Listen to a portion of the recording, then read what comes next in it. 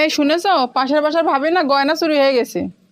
যে চুরি করে সে কখনোই সুখে থাকে না। তুমি যে আমার মন ঘুম খাওয়া সব চুরি করছো। এই জন্যেই দেখছো না আমি সারাক্ষণ জ্বলি। আজকে তোমার একটা বুদ্ধির পরীক্ষা নেই। মনে করো রাস্তার এপারে 500 টাকা পড়ে আছে আর ওপারে 1000 টাকা, তুমি কোনটা নিবা? তুমি কি আমাকে বোকা পাইছো? আমি 1000 টাকা নেব। কেন 1000 টাকা নিবা কেন? তুমি তো চাইলে পুরোটাই নিতে পারতা। তো বলেন আপনার কি সমস্যা? ডাক্তার সাহেব, আমার শুধু রাগ ওঠে। তা আপনার রাগটা কেন ওঠে? সেটা যদি আমি জানতাম তাহলে কি আমি তোর কাছে আসতাম? বউ তুমি থাকো, তাহলে আমি বন্ধুদের সাথে ট্যুরে গেলাম। একদমই না।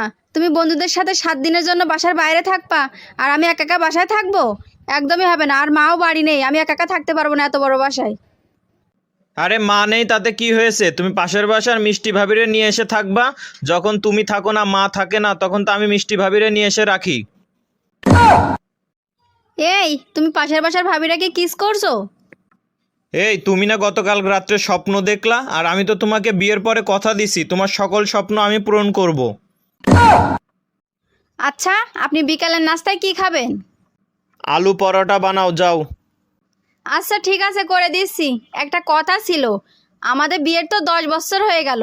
আমি কি আপনি থেকে আপনাকে তুমি করে কথা বলতে পারি? না না, এটা কোনোভাবেই সম্ভব না। আমি স্বামী, এটা তোমার মনে রাখতে হবে।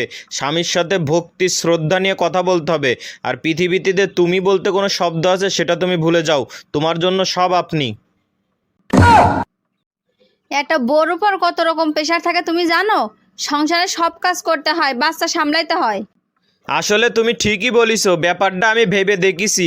একজন কমিশনারের অ্যাসিস্ট্যান্ট কমিশনার লাগে, একজন ইঞ্জিনিয়ারের অ্যাসিস্ট্যান্ট ইঞ্জিনিয়ার লাগে। তো আমার বউয়েরও তো একজন অ্যাসিস্ট্যান্ট বউ দরকার, কি বলো?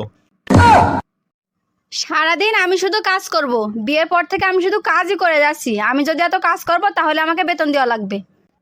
ঠিক আছে, বেতন দেব, কোনো সমস্যা নেই। কাজ পছন্দ না হলে কাজের লোক কিন্তু চেঞ্জ করব।